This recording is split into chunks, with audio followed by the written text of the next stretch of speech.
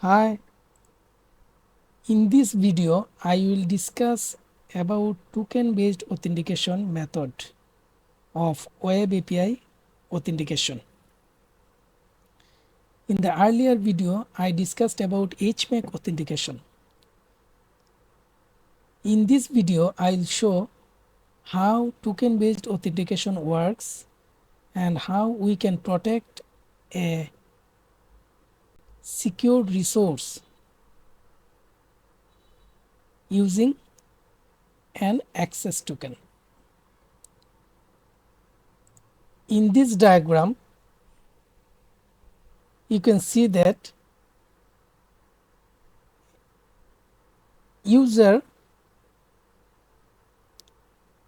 types his or her credential and pass in the client application. Maybe it is in the browser, client browser or other device, and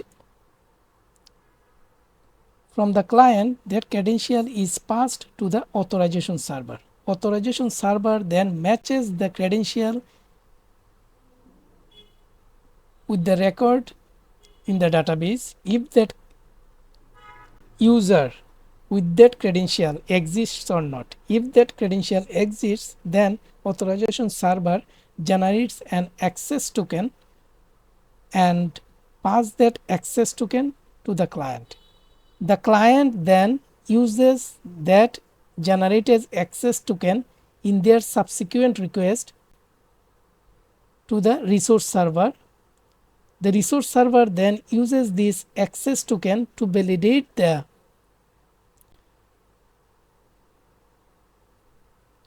request or authorize the request and then pass the resource server back to the client. The resource server can send the data from the database or the data can be in other storage as well. And finally, the client can display the protected resource to the desired user in the UI. So this is the workflow how token based authentication works. In the code I will show how the implementation goes through.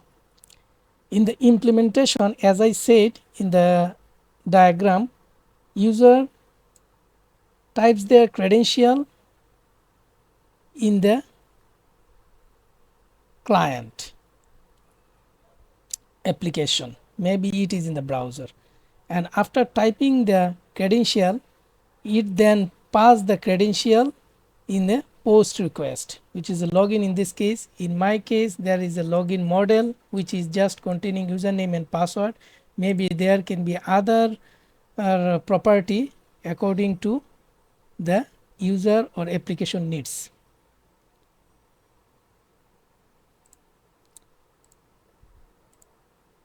After passing the credential, the API function will then validate the user credential. For the brevity, I have just actually passed the credential as hard coded, but in the real world we will check the credential with the database if that username exists or not. If that username exists, then it will generate an access token, otherwise it will return an unauthorized, that user does not exist. So here I have created a function in a class called JWT service where I have written code which will generate an access token. So I have passed only username. You can pass many other properties according to your needs. For the brevity, I have just passed the username. You can pass username, user email, user ID, user any other actually information, or client ID, client secret, or any other information that you need. The client ID may be the client from where the request is being made. So with the information we can create claims. Here I have used the username as the claim types.name. You can pass rule also in the generate JWT token function. The connected user, the logged in username can have different rules. Here I have actually typed a demo role named user, and then for the unique JWT ID I have created another claims which is JWT registered claim names.jti of time GUID value. So this claim will be used later when we use these claim information to make any decision according to the claims.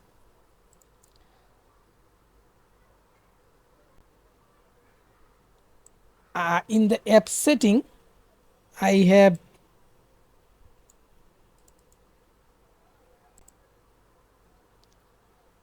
a JWT section. I have a connection string with my database, but as I said, I am now using static data to show you the implementation. So here in the JWT there is an issuer which is telling who is issuing the request, the audience who is actually consuming the request or the audience, and secret key. Here we can generate a secret key using, in my case I have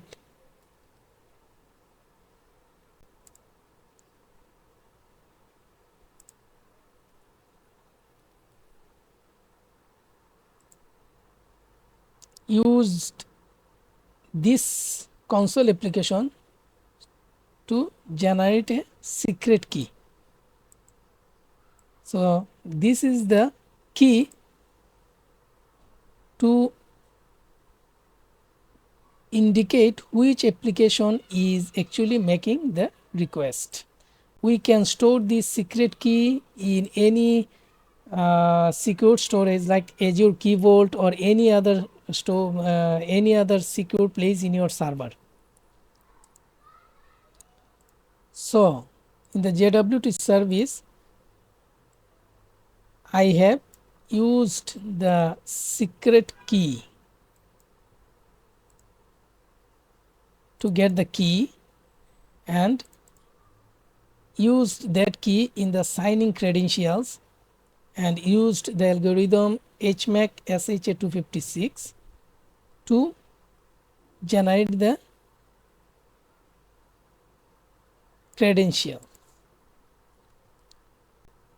And later in the JWT security token I have used the issuer from the app setting, audience,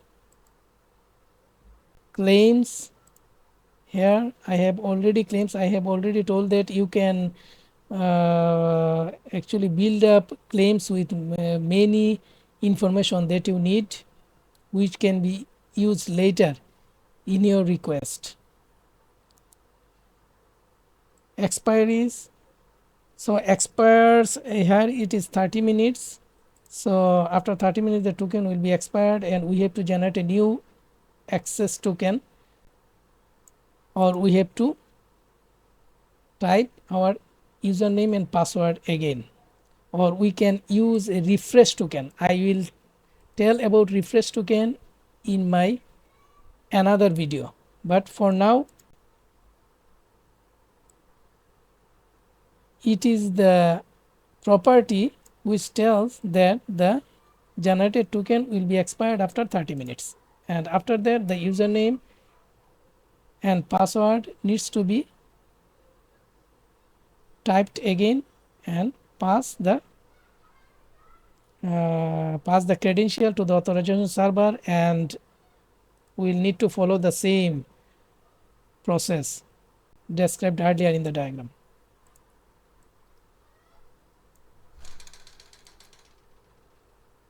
Here, after generating the token, I have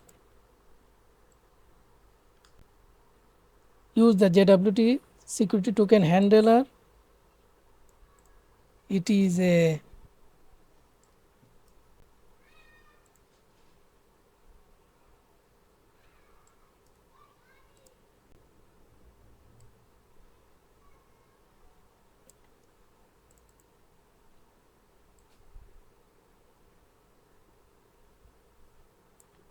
class which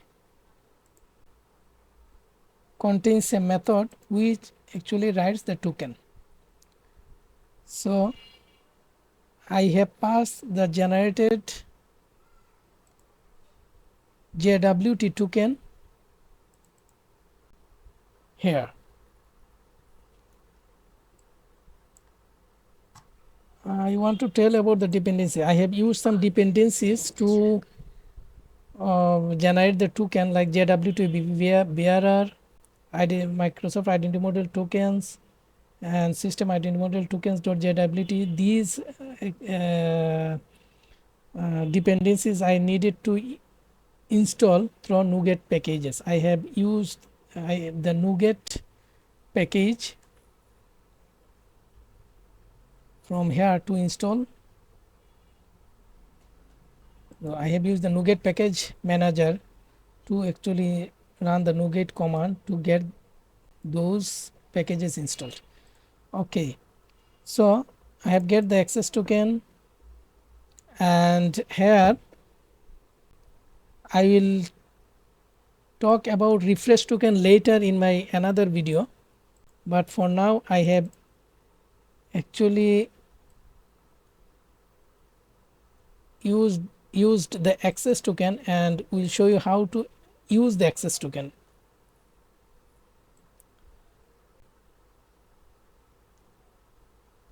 So here in the response I have a token response model. Here I have three properties: access token, refresh token, and expiration.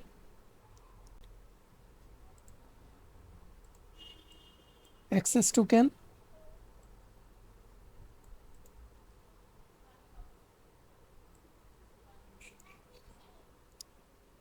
time known as same as access token expiry.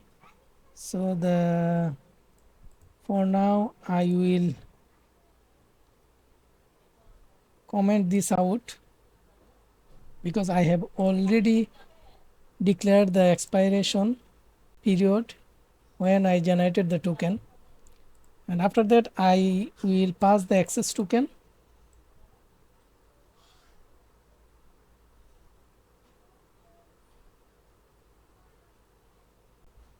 to the client. Then access token I will use to access my protected resources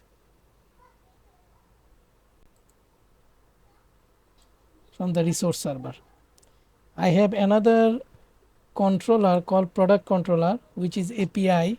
Here you see that this is the authorized secured API, which is actually containing the protected resources, and I will pass that I will pass that protected resources from this API to the client using the token. Authorize attribute is telling that this is the protected resource. So I am using the postman to test that. Before that I will run the application. Okay, I am checking if I missed anything to say. Okay, I will tell about refresh token in another video. I am just using the access token now and show you the implementation and uses of the access token as I said earlier. Okay.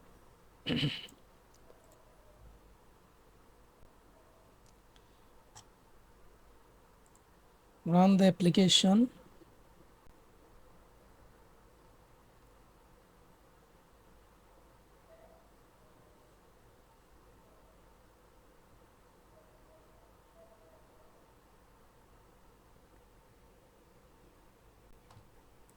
So the API has been run.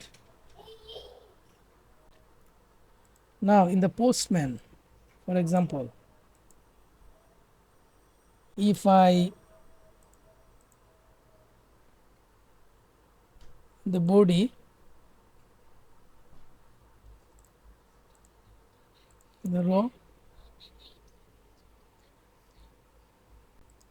since I have validated the username as a static, so I have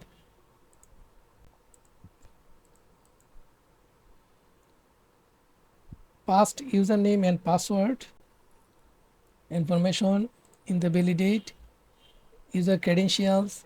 So here it is actually always passing the username and password. So in my real world application I will check the data from database. So if I do, like for example, if we pass username and password anything, it will pass the user information with user ID 1 and username if it's done here. So I will, if I even pass this one, no, doesn't matter, it will pass that user master information with the static data. But in the database, you when you check from the database, you have to must pass the valid username and password. That will check against the database and then validate the user to generate the access token. So just I will pass. Okay, no, since it is doesn't matter, no problem, but I will type the same thing as I typed here.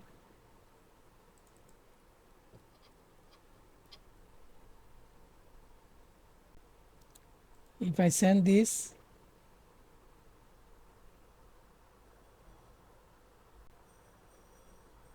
it is generating an access token, a refresh token, but I will not say about anything refresh token in this video. I will make another video for the refresh token. So here is the access token. I will use that access token to make the subsequent request to get the protected resources from the resource server. Okay. Since it is validating the credential it is passing the static data in my case for now, and then if the user is actually valid, then the access token is generated for that user.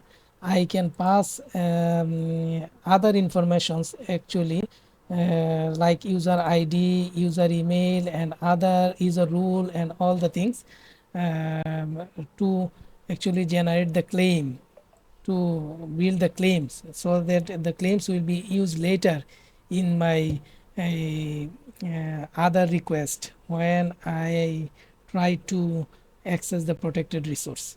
So for now I am just using the username as a claim. The claims will be added in the token as well. So now I have already generated the token. What will I do now? I will use that token. It is a bearer token, so JWT bearer token. So I will use that bearer token in my another request to get the protected resource. This is a product controller. It is a get request. It will show all the products, and it is getting all the products from the database. In the database I have products table.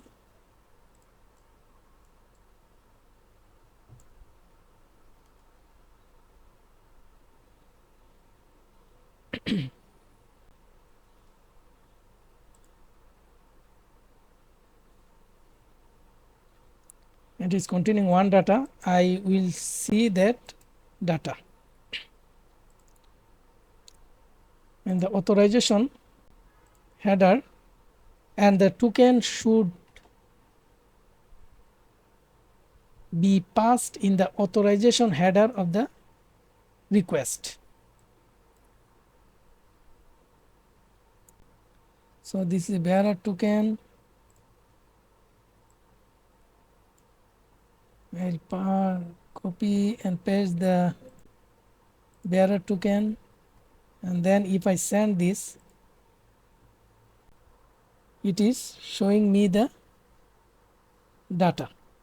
If I do not pass the bearer token, then it will show me the 401 unauthorized.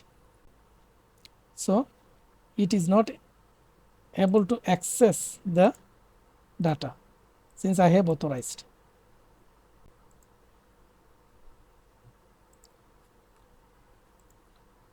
So I have checked it and passed the bearer token, and it is showing the data. So this is how the token based authentication works. In the next video I will discuss about the refresh token and how we can use the refresh token to generate a new access token.